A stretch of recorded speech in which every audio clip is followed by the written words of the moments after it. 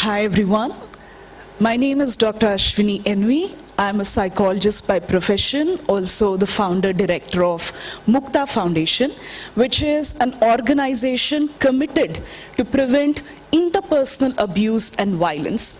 Now, when I say interpersonal abuse and violence, individually and as an organization, we are committed to prevent various forms of abuse and violence such as child sexual abuse, bullying, dating violence, domestic violence, sexual harassment at workplace, sexual harassment at public places, elderly abuse, and so on. Even in this talk, implicit is the theme of domestic violence, and it is my responsibility to provide trigger warning regarding that. Now, as you can see, the title of my talk is Surviving the Flames and Thriving After. Now, even before I elaborate any further on this topic, I just want you to take a couple of seconds, maybe recollect or imagine maybe your skin coming in contact with a burning candle, or maybe unintentionally, spilling a cup of hot tea or coffee, or, without realizing the water is boiling hot, having our hand dipped inside it. Are they pleasant experiences? Absolutely not, right? Even long after the incident is over, for days and weeks together, we can imagine the pain and we can sense the burning sensation, and I'm sure it would come in the way of our daily functioning. And now you imagine, maybe it's just been like, 1.5 to 2 minutes since I began to talk.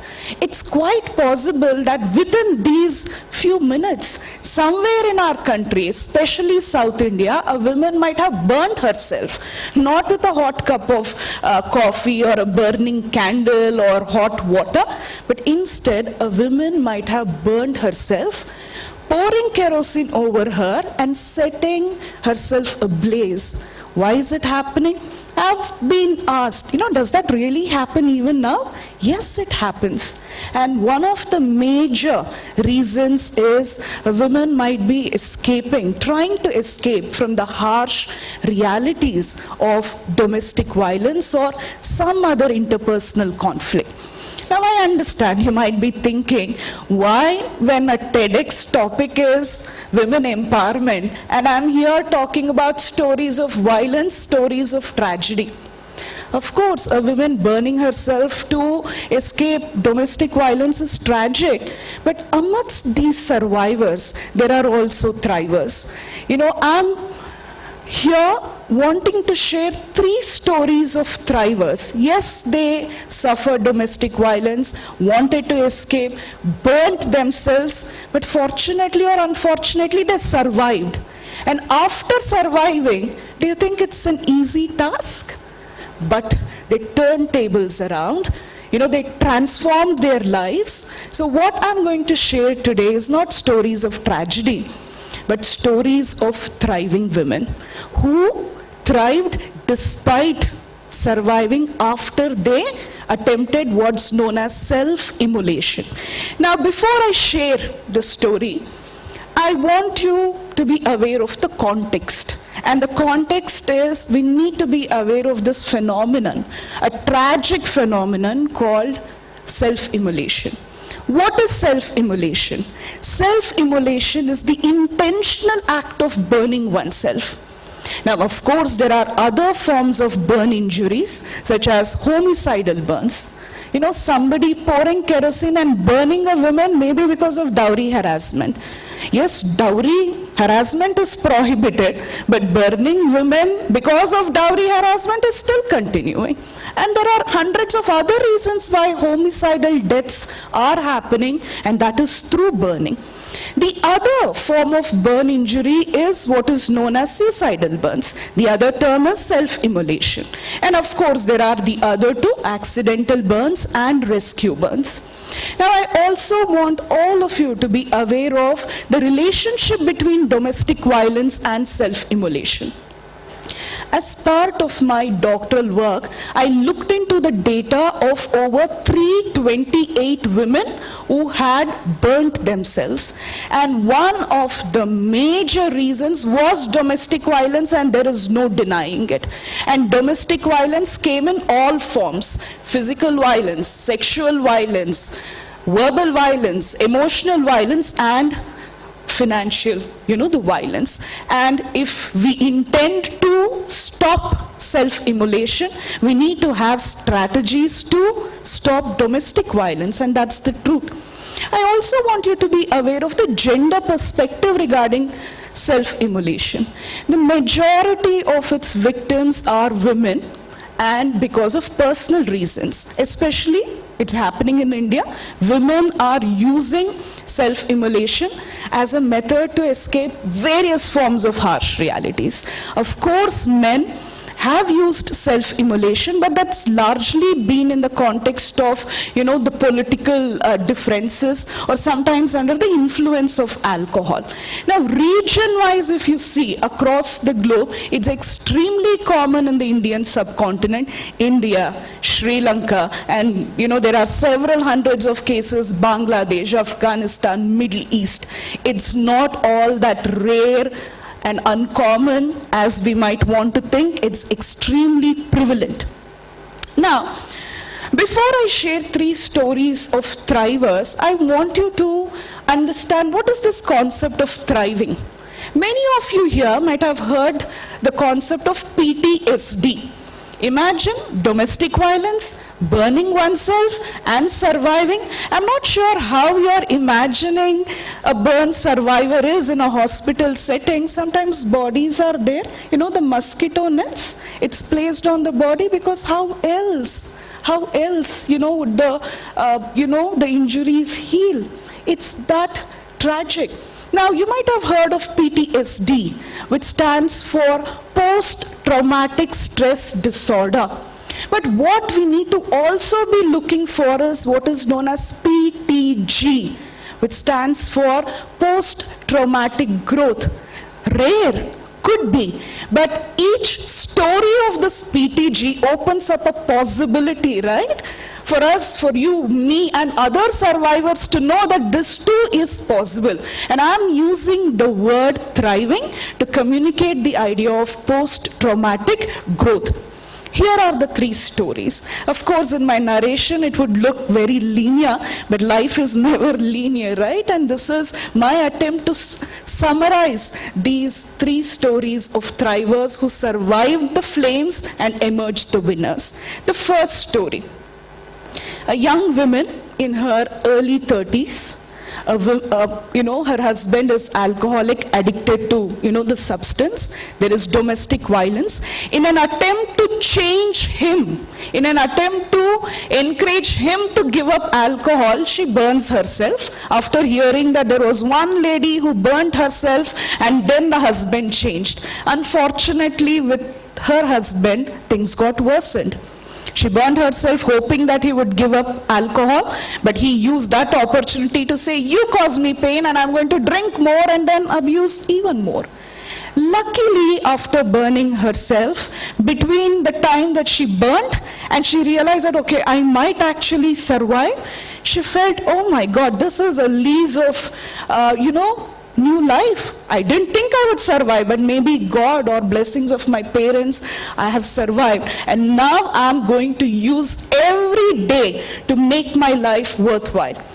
Today she is one of those rare, women who drives auto rickshaw and then makes this goods supply. I want you to know these are not names that will ever come in the media. But imagine in a male-dominated transport, the industry, she decided, her husband was in that profession. One day, poverty, she's like, please go get some ration. He is, sleeping there with alcohol, the intoxication, and she decided, okay, this will stop, I'm going to learn.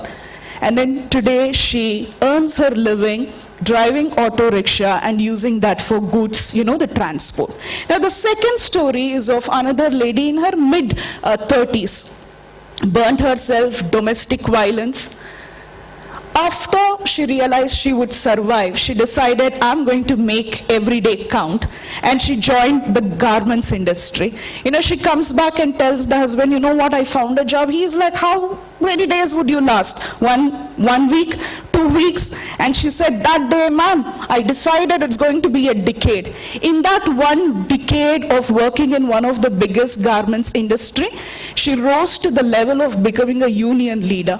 She fought for her rights and others, so much so that, one of the community radio stations approaches her, and today she's an RJ. Another story, young women, now survived the flames and is now thriving, wants to be an actress, and she started a small, the baby kits that they make.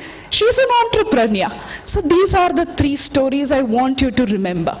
Now, having spoken to several thrivers, I've realized, there are certain common factors that they perceive have helped them thrive. The first one is a growth mindset towards learning. What is common in all these 3 women thrivers that I just mentioned was they had this attitude of, I don't know something today, but I'll learn something tomorrow, and that will come through efforts. And you know what? They didn't rely on one teacher. They asked as many people as possible to teach them everything that they could learn. And then they also did not rely on just one mode of learning. They learned it speaking to people, they learned it reading, they learned it observing. In all these 3 women, this growth mindset towards learning was definitely common. The second, the factor that was common in these 3 and a lot more thrivers was they had certain interpersonal capabilities. The first one of their interpersonal capability was that they were collaborative ants. Don't ask me, was I jobless to go observe, these ants? But have you noticed ants? If not, you please see.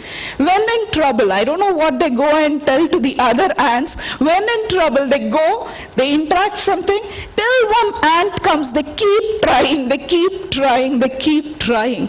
These women were like collaborative ants. They did not hesitate to seek help. They did not hesitate to seek help. They were not these turtles, when there is a problem, taking the head inside and pretending all is well. They acknowledge that yes, we have problems. Yes, we have families that are not helping us. And they reached out to all the resources that they could, reach out to, and they delivered. For whom? For their own life. And what was common was also that they are assertive. What is assertiveness? Look at the 3 ideas. There is submissiveness. Somebody who's submissive will obviously not violate others' rights. But when others are violating their rights, they don't know how to defend. And the polar opposite of submissiveness is aggressiveness. These aggressive people, they will violate others' rights, but when others are violating their rights, how they would deal with it in an aggressive manner.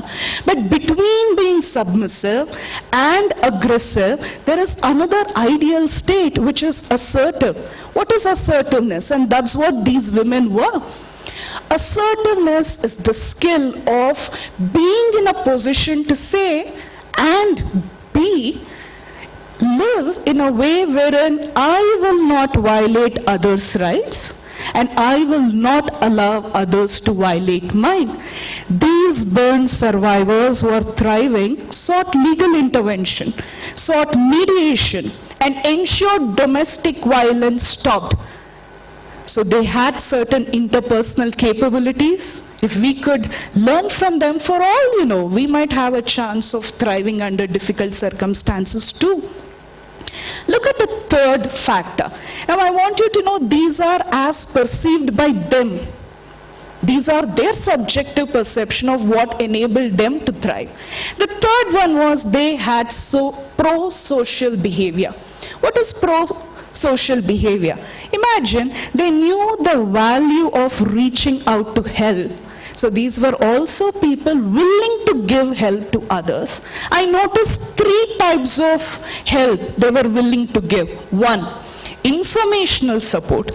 You remember the lady who I said is an RJ now? She would say, ma'am, if 10 people I don't talk about what I have read in news, it's like my day hasn't begun. You see, they know the power of information and they're willing to give that to others.